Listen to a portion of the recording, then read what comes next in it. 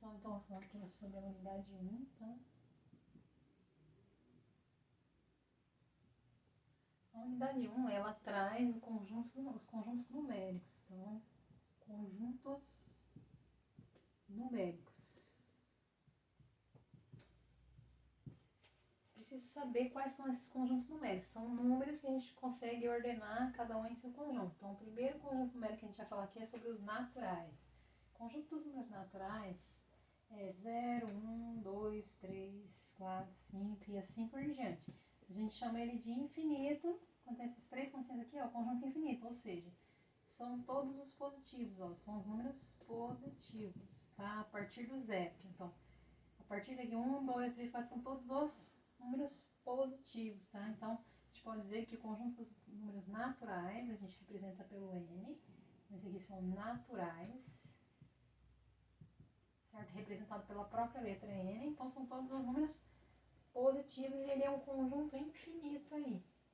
Qualquer número que eu somar dentro do conjunto, por exemplo, 1 mais 2, dá 3, dá o próprio número que está dentro do conjunto. Então, dois números naturais somados resulta em um número natural. Ou seja, tem dois naturais somados, resulta em um número natural, ok? O outro conjunto que a gente precisa saber é o conjunto dos números inteiros. Vamos lá. O conjunto dos inteiros vai ser tanto os positivos quanto os negativos, ó, inteiros. Eu vou representar pela letra Z, tá? Então, esse Z aqui, ó, eu vou ter tanto infinito, os negativos, quanto os números positivos. É infinito para os dois lados, ó. Então, a partir daqui eu tenho os positivos e a partir daqui, o zero no centro, tá? Eu tenho os negativos.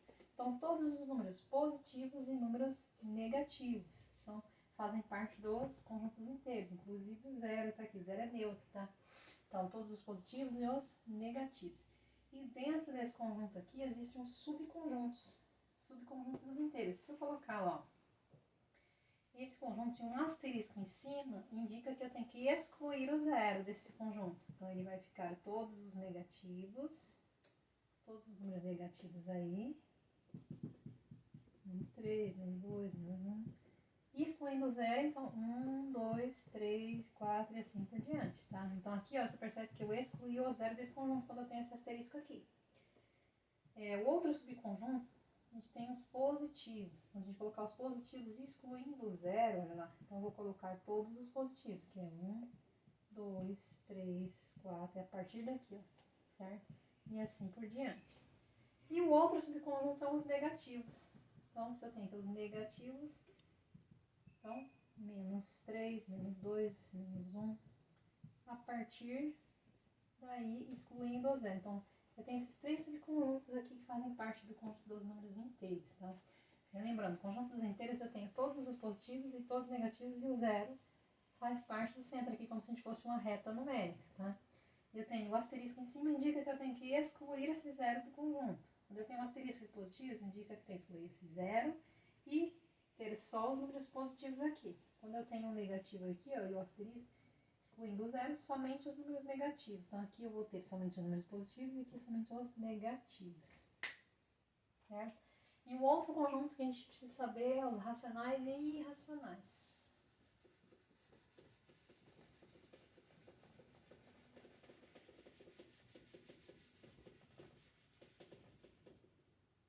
Racionais, vamos lá.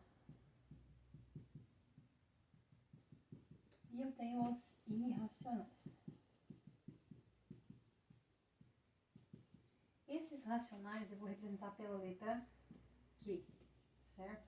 Vai estar aqui dentro todos os números decimais. O que é número decimal? Aqueles números com vírgulas, tanto positivo quanto negativo, números com vírgulas. As frações, tá? Tanto positivo quanto negativa. Dízima periódica. Então, dízima periódica, aqueles números que se repetem um período, tá? Ó, 3, 3, 3, 3, aqui é dízima periódica. Se repete infinitamente. Os resultados das raízes, tá? A raiz de 4 é 2. Todos os números inteiros e naturais. Então, naturais e inteiros fazem parte desse conjunto aqui também, certo? Então, Então, eu vou ter os decimais, as frações, as dízimas, periódicas, raízes quadradas, exatas e os naturais inteiros. Aqui nos irracionais, vou representar pela letra I. Irracional, o próprio nome já diz, é um número irracional. Por exemplo, a raiz de 2, ele dá um número infinito. Por exemplo, se eu tenho lá um 2,3, 5, 7, 9, 8, 5, 2, ele cresce desordenadamente após a vírgula. Desordenadamente é um número irracional, certo? Raiz de 2, raiz de 3, raiz de 5. Então, todos aí são números irracionais. O valor de π, né, que é 3,14 e alguma coisa, certo? Então, os números irracionais, eles crescem de forma desordenada. Aqui é diferente da dízima periódica. A dízima, ela se repete o período, então a gente sabe qual que é o próximo que vai ter ali. Essa dízima aqui, por exemplo, 0,21, 0,21, 21, 21. A gente sabe que o próximo vai ser 21, então é uma dízima que pode ser transformada sob forma de fração. Então, tudo que dá para transformar em forma de fração é um racional, certo? Irracionais é aqueles que crescem de forma desordenadamente após a vírgula, tá? Cresce de forma desordenada, que a gente não sabe qual que vai ser o próximo aqui da sequência. Ok? Essa é a diferença entre racionais e irracionais. Para fechar, tem o último conjunto, que é os reais. O conjunto dos reais, ele vai englobar todos os conjuntos, tá? Então, o primeiro que a gente falou foi o conjunto dos naturais, são todos os positivos. Ele está dentro dos inteiros, que são os positivos e os negativos, certo? O positivo está aqui dentro, com os positivos. Os racionais está, o natural e o inteiro está lá dentro, além das frações, as dízimas, tá? Certo? As raízes quadradas exatas. O irracional está aqui fora, ó. Não faz parte de nenhum desses conjuntos aqui. Só que quem vai englobar todos eles aqui, ó, é o conjunto dos reais. Então, a gente, quando fala números reais vai ser representado pela letra R, tá? Então, são todos, tá? Então, são todos os números aí. Então, essa fecha a primeira parte de conjuntos numéricos aí, ok? Então, a parte de conjuntos aqui, eu vou ter dois diagramas, vamos ver. Vamos lá. Eu tenho A e B, certo? Vamos supor que 70 aqui pessoas gostam de comer bolo, 50. E a metade assim, a intersecção entre os dois tem 30 pessoas aqui, vamos supor. Certo? Somando esses 70 com esse 30 aqui, só aqui eu tenho 110, tá?